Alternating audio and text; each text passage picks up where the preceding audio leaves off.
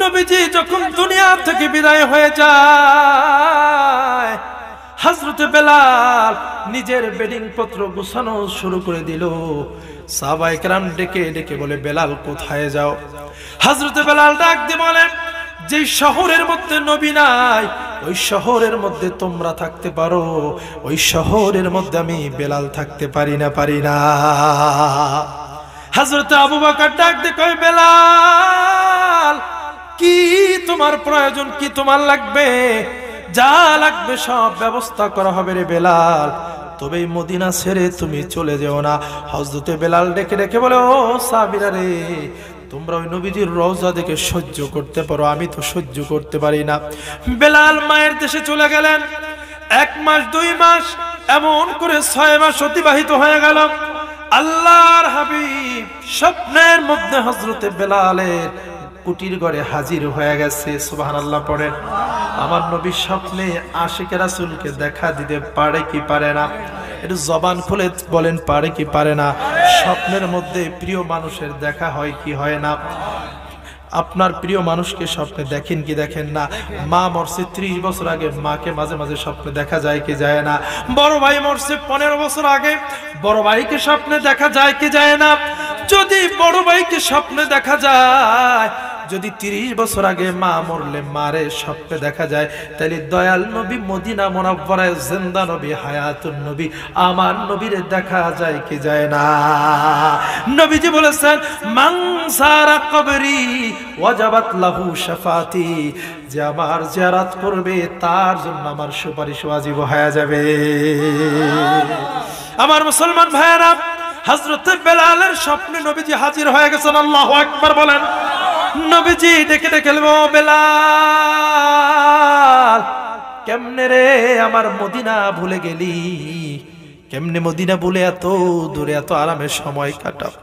এ বেলাল, ওই মদিনার মানুষগুলো তোমার জন্য পাগল, তোমার কণ্ঠে আজান শোনার জন্য পাগল। বেলাল রে, মদিনায় যা, একটু মদিনায় যা। হযরতে বেলাল ঘুম থেকে উঠে কারো কাছে কিছু না বলে নবীর অনুমতি পেয়ে মদিনায় রওনা হয়ে গেলেন। আল্লাহু আকবার বলেন। হযরতে বেলালকে পেয়ে মদিনার অলিতে গলিতে সুখের সংবাদ বয়ে গেল। আনন্দিত আত্মহারা হয়ে গেল সকলে। সমস্ত ছেলে সন্তান বাচ্চারা পর্যন্ত হযরতে বেলালকে দেখার জন্য আসলো। আরবের মানুষগুলো বলল, বেলাল নবীজি থাকার সময় নবীজির পাশে দাঁড়িয়ে তুমি আজান দিতা, তোমার আজান শুনে মসজিদে যাইতাম, আর মসজিদে ওই মেহরাবের মধ্যে নূরের চেহারার একটা মানুষ বসে থাকতো। আজ তুমি আজান দাও না, আজ ওই মসজিদে নববীর মধ্যে গিয়ে রহমাতুল লিল আলামিনকে পাই না। ও বেলাল, একটু মধুর কণ্ঠে আজান দাও, তোমার কণ্ঠে আজান শুনতে আমাদের বড় মন চায়। হযরতে বেলাল বলল, সাহাবীরা আমি আজান দিতে পারবো না, কারণ আমি যখন আজানের মধ্যে আশহাদু আল্লা ইলাহা ইল্লাল্লাহ বলতাম, আমার অন্তর আল্লাহর আরশের দিকে মুতাওয়াজ্জা হয়ে যেত। আর যখন আমি নবীর নাম আজানে নিতাম, ওই সঙ্গে সঙ্গে আমার এই নজরটা মসজিদে নববীর মেহরাবের দিকে চলে যাইত। আর আমি মসজিদে নববীর মেহরাবের দিকে তাকায় দেখতাম, মনে হয় যেন মসজিদে নববীর মেহরাবের মধ্যে ওই আকাশের পূর্ণিমার একটা চাঁদ উদয় হয়ে আছে। আজ আমি তাকায়া ওই জায়গাটা খালি দেখে সহ্য করতে পারি না। আবু বকর কয়, বেলাল আজান দাও। বেলাল কয়, পারবো না। ওমর কয়, বেলাল আজান দাও। বেলাল কয়, সম্ভব না, কারণ নবীর বিরহ যন্ত্রণা আমি সহ্য করতে পারি না। এইবার ইমাম হাসান হোসেন এসে বলে, বেলাল,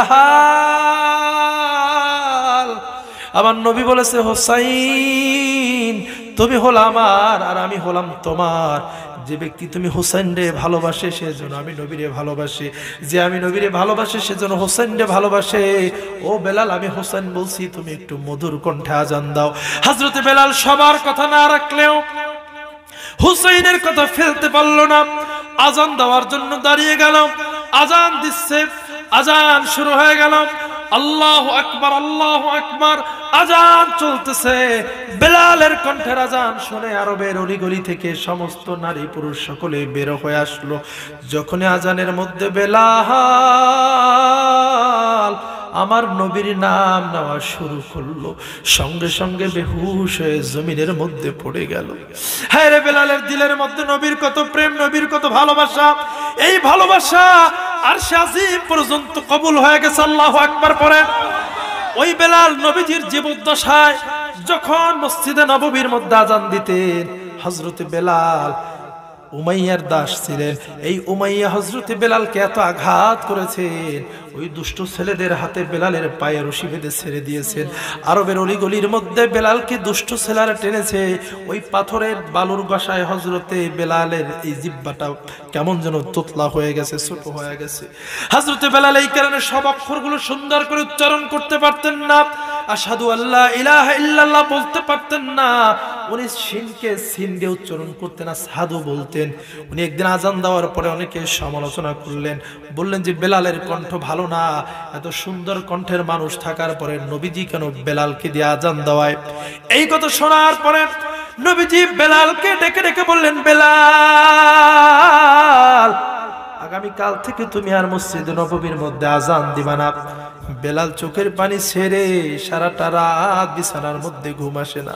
আয় আল্লাহ, আমি এমন কি বেয়াদবি করলাম, তোমার হাবিব আমারে মসজিদে নববীর মুয়াজ্জিনের পদ থেকে সরাইয়া দিল। হয়তো আমি কালো মানুষ, এই কারণে সাহাবীরা পছন্দ করে না, হয়তো আমি শুদ্ধ করে উচ্চারণ করতে পারি না, এই কারণে সাহাবায়ে কেরাম পছন্দ করে না। নবীজি সাহাবায়ে কেরামের মধ্যে সুরেলা কণ্ঠের একজন কারীকে বললেন, ও কারী, আগামী কালকে তুমি ফজরের আজান দিবা। ফজরের আজান শুরু হয়ে গেল, কারি সাহেব আজান দিল। হানাফি মাযহাবের নিয়ম হচ্ছে আফসিরু ফজর, আকাশকে একটু ফর্সা করে ফজরের নামাজ পড়া, ঠিক কিনা? এই কারণে আমরা ফজরের শেষ ওয়াক্তে নামাজ আদায় করি। ও আমার মুসলমান ভাইরা, হযরতে রাসূল পাক সাল্লাল্লাহু আলাইহি ওয়া আলিহি ওয়াসাল্লাম ফজরের সুন্নাত পড়তে অপেক্ষা করতেন, সুন্নাত পড়ে বসে রইতেন। আকাশ একটু ফর্সা হলে পরে ফরজ নামাজে দাঁড়ায়া যাইতেন।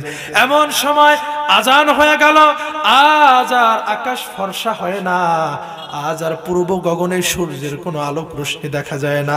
সময় অতিবাহিত হয়ে যায়, যদিও সেই সময় ঘড়ি ছিল না, কিন্তু মনের একটা ধারণা আছে না নাই? সাহাবায়ে কেরাম দেখলো আজকে মোটে সময় ফুরাচ্ছে না। নবীজি চিন্তিত হয়ে গেলেন। হযরতে জিবরাইল হাজির হয়ে গেলেন, ইয়া রাসূলুল্লাহ, আজকে কেন জানি মসজিদের নববীর মধ্যে আজান হয় নাই। নবীজি বললেন, ও জিবরাইল, আজান তো হয়েছে বটে, এতদিন যেই বেলাল আজান দিত, আজকে সেই বেলালের চাইতে সুন্দর কণ্ঠে একজন কারি সাহেব আজান দিয়েছে। হযরত জিবরাইল বলল, ইয়া রাসূলুল্লাহ, সুন্দর কণ্ঠে এক কারি সাহেব আজান দিয়েছে বটে, কিন্তু বেলালের অন্তরের মধ্যে যে আল্লাহর ভয়, ওই কারি সাহেবের কণ্ঠে আল্লাহর সেই পরিমাণ ভয় নাই। বেলালের অন্তরের মধ্যে আপনার নবীর প্রতি যেই ভালোবাসা, নবীর যেই মহব্বত, নবীর যেই ভালোবাসা, ওই কারি সাহেবের অন্তরের মধ্যে নবীর ভালোবাসা সেই পরিমাণ নাই। এই কারণে একবার নয়, দুইবার নয়, হাজার বারো যদি কারি সাহেব আজান দেয়, সূর্যোদয় হবে না। এতদিন যেই বেলাল আজান দিত, ওই বেলালকে দাঁড় করায়া দেন, বেলাল আজান দিলে পূর্ব গগন ফর্সা হয়ে যাবে। এই কারণে নবীর ভালোবাসার দরকার আছে না নাই? নবীর ভালোবাসায় খুশি হয় কে? নবীরে ভালোবাসলে আমাদের ভালোবাসবে কে? নবীরে ভালোবেসেছে হযরতে আবু বকর, কেমন ভালোবাসলেন তিনি? নবীজির ওফাতের পরে সবচেয়ে যিনি বেশি কষ্ট পেয়েছেন, তিনি হলেন নবীজির সারা জীবনের বন্ধু, নবীজির হিজরতের সাথী, নবীজির হাতে হাত দিয়ে পুরুষের মধ্যে যিনি প্রথম কালেমা পড়ে মুসলমান হয়ে গেছেন, ইসলামের প্রথম খলিফা হযরতে আবু বকর সিদ্দিক আকবর রাদিয়াল্লাহু তাআলা আনহু। উনি এমন কষ্ট পেয়েছেন, নবীজির ওফাতের কয়েক মাস পরে ওনার মুখ থেকে পোড়া গন্ধ বের হতে লাগলো। আহ, কেমন ভালোবাসলো নবীরে তিনি! যত ডাক্তার, কবিরাজ, ওঝা, বৈদ্য ছিল সব দেখাইলো, বলল আমাদের আমিরুল মুমিনিন আমাদের খলিফার মুখ থেকে কেন পোড়া গন্ধ বের হয়, এর কারণটা কি তোমরা একটু চিকিৎসা করো। এত অত্যাধুনিক চিকিৎসার ব্যবস্থা তো তখন ছিল না, সবাই ওষুধ দেয় কিন্তু মুখ থেকে পোড়া গন্ধ দূর হয় না। দূর থেকে একজন হেকিম আসলো, চিকিৎসা করে বলল, আমি আপনাদের খলিফার রোগ ধরতে পেরেছি, কিন্তু বলতে আমার বড় ভয় লাগে। বলে কি রোগ বলো? কোনো ভয় নাই, কেউ তোমার আঘাত করবে না, কেউ তোমার কোনো বকা দিবে না। উনি ভয়ে ভয়ে বললেন, ও সাহাবায়ে কেরাম, আপনাদের খলিফা বুড়া বয়সে যেন কার প্রেমে দেওয়ানা হয়ে গেছে। সুবহানাল্লাহ পড়েন না। সাহাবায়ে কেরাম বলল, ও হাকিম, আর কারো প্রেমে নয়, আমার নবী দুনিয়া থেকে বিদায় হয়ে গেছে। এই বিরহ যন্ত্রণা সহ্য করতে না পেরে ওই হযরতে আবু বকরের কলিজা পুরে মুখ থেকে গন্ধ বের হচ্ছে। একটু জবান খুলে কি পড়া যাবে সুবহানাল্লাহ? তাহলে নবীরে ভালোবাসলে ভালোবাসার দরকার আছে না নাই? নবীজি বলেছেন, মান আহাব্বা সুন্নতি ফাকাদ আহাব্বানি ওয়া মান আহাব্বানি কানা মাই ফিল জান্নাহ। আল্লাহু আকবার পড়েন। নবীজি বলেছেন, যেই ব্যক্তি আমার সুন্নতকে ভালোবাসলো সেজন্য আমি নবীরই ভালোবাসলো, আর যে আমি নবীরে ভালোবাসবে সে আমি নবীর সঙ্গে বিনা হিসাবে জান্নাতি হয়ে যাবে। একজন সাহাবী জিজ্ঞাসা করলেন, ইয়া রাসূলুল্লাহ, কিয়ামত কবে হবে? নবীজি বললেন, ও সাহাবী, কিয়ামতের জন্য তুমি রেডি করেছো কি, প্রস্তুত করেছো কি, কি আমল তৈরি করেছো? সাহাবী বললেন, তেমন কোন আমল তৈরি করতে পারি নাই, তবে আমার কলিজাটা অন্তরটা আল্লাহর হাবিবের প্রেম দিয়া ভরপুর। কোন আমল নাই, কিন্তু আমার অন্তরে নবীজির ভালোবাসায় কোনো কমতি নাই। পড়েন সুবহানাল্লাহ। ও পারেতে যাবার লাগি তৈয়ার করছো কি, ও পারেতে যাবার লাগি তৈয়ার করছো কি, আর কিছু নয় রাসূল তোমায়, আর কিছু নয় রাসূল তোমায় ভালোবেসেছি, ও পারেতে যাবার লাগি তৈয়ার করছো কি, ও পারেতে যাবার লাগি তৈয়ার করছো কি, যে যাহাকে বাসলো ভালো তার সাথে তার হাসর হলো। ঠিক কিনা পড়েন? মান তাশাব্বাহা বিকওমিন ফাহুয়া মিনহুম, যে যারে মহব্বত করে তার সাথে তার পরকাল। ঠিক কিনা? এই কারণে আমরা বলি, যার সাথে যার মহব্বত তার সাথে তার, জোরে বলেন, যার সাথে যার মহব্বত তার সাথে তার কিয়ামত। এই কারণে নবীর যদি ভালোবাসেন, নবীর সঙ্গে হাসর হবে, নবীর সঙ্গে বেহেশতে থাকা যাবে। আর যদি ওই নায়ক নায়িকারে মহব্বত করেন, মেসিরে মহব্বত করেন, নেইমারে মহব্বত করেন, তাইলে পরকাল হাসর মিজান নেইমার মেসির সঙ্গে কতক্ষণ। ঠিক কিনা? যে যাহাকে বাসলো ভালো তার সাথে তার হাসর হলো। নবী বলেন, আমায় যদি বাসবি ভালো, আমায় যদি বাসবি ভালো জান্নাতে যাবি, ও পারেতে যাবার লাগি তৈয়ার করছো কি, ও পারেতে যাবার লাগি তৈয়ার করছো কি, আর কিছু নয় রাসূল তোমায়, আর কিছু নয় রাসূল তোমায় ভালোবেসেছি, ও পারেতে যাবার লাগি তৈয়ার করছো কি, ও পারেতে যাবার লাগি তৈয়ার করছো কি। মারহাবা বলেন। এই কারণে মুসলমান, কোন আমল যদি না থাকে, নবীর সুন্নাত যদি সঠিকভাবে মানা যায়, অন্তরের মধ্যে যদি নবীর প্রেম থাকে, ভালোবাসা থাকে, নাজাতের জন্য এতটুকুই যথেষ্ট। কথা বলেন ঠিক কিনা? এই কারণে আদর্শ একজন, আর তিনি হলেন মুহাম্মদ সাল্লাল্লাহু আলাইহি ওয়াসাল্লাম। কথা বলেন ঠিক কিনা? ভালোবাসবে একজনকে, জোরে বলেন কয়জনকে? নেতা মানবো একজনকে, জোরে বলেন কয়জনকে? আদর্শ মানবো একজন, আর জোরে বলেন কয়জন? আর একমাত্র যার আদর্শ মানবো তিনি হলেন নবী মুহাম্মদুর রাসূলুল্লাহ সাল্লাল্লাহু আলাইহি ওয়াসাল্লাম। কথা বলেন ঠিক কিনা? আমার নবী কেমন নবী? নবীর মধ্যে যেমন সকল মানুষের জন্য আদর্শ। ঠিক কিনা? আমার মুসলমান ভাইয়েরা, নবীজির আদর্শ কেমন ছিল? নবীজি যখন দুনিয়া থেকে বিদায় হয়ে চলে গেলেন, নবীজির ওফাত মোবারকের পরে একদল মানুষ নবীজির স্ত্রী আমাদের মা হযরতে আয়েশা সিদ্দিকা রাদিয়াল্লাহু আনহার কাছে আসলেন। এসে বললেন, আম্মা জান, আমরা তো নবীজিকে দূর থেকে দেখেছি, আপনার কাছে এসেছি নবীর কথা জানতে, নবীর সম্পর্কে কিছু শুনতে। নবীজির আদর্শ কেমন ছিল, নবীজির আচরণ কেমন ছিল, নবীজির জীবন কেমন ছিল, সামাজিক জীবন কেমন ছিল, পারিবারিক জীবন কেমন ছিল।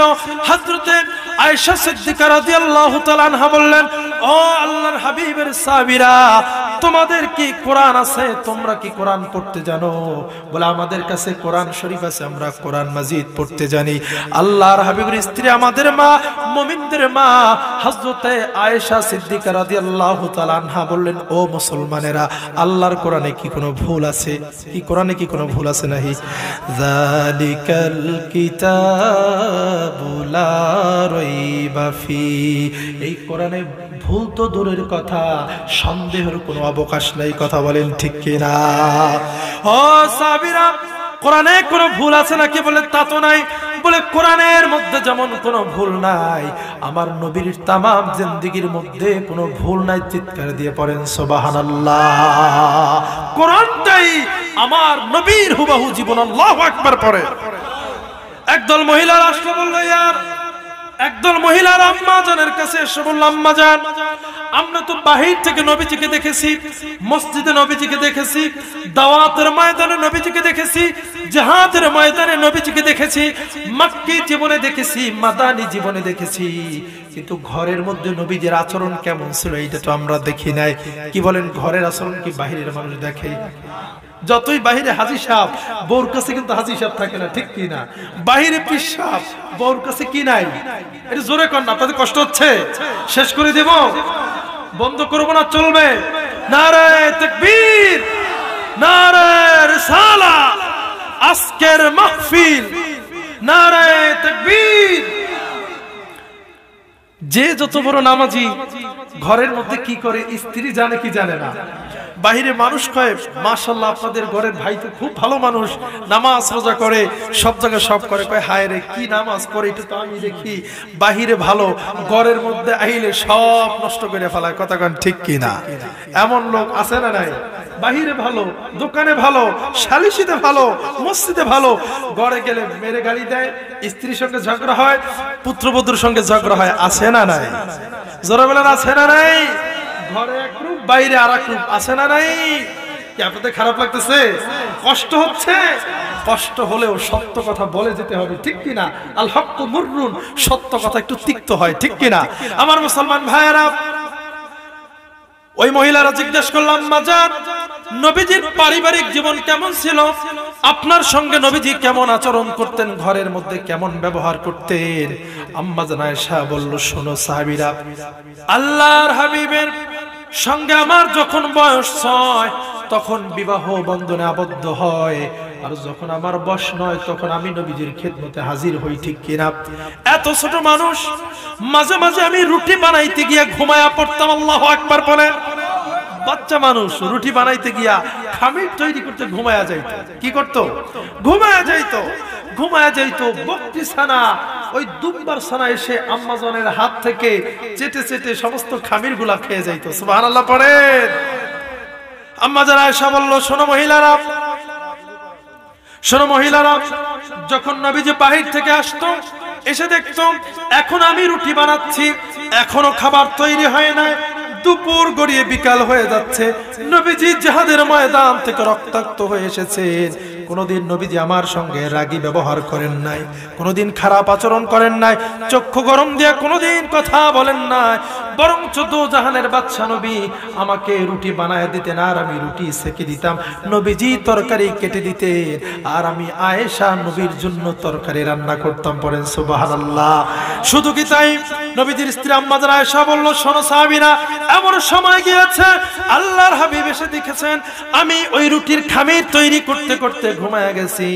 নবীজি আমারে ধমক দেয় নাই, কষ্ট দেয় নাই, বরং নবীজি নিজের হাতে রুটি বানায়া গোশত ভুনা করে আমি আয়েশার সামনে পরিবেশন করেছি। চিৎকার দিয়ে বলেন সুবহানাল্লাহ। আর আমাদের বিবিরা তরকারিতে লবণ একটু কম হইলে ও কয় তুই তালাক, তোর মায়ে তালাক, 14 গোষ্ঠী তালাক, চিৎকার মেরে পড়েন নাউযুবিল্লাহ। কি এইরকম লোক সমাজের মধ্যে আছে না নাই? বিবির সঙ্গে ভালোবাসা, মোহাব্বত, এটা একটা জান্নাতি নিয়ামত। আল্লাহু আকবার পড়েন।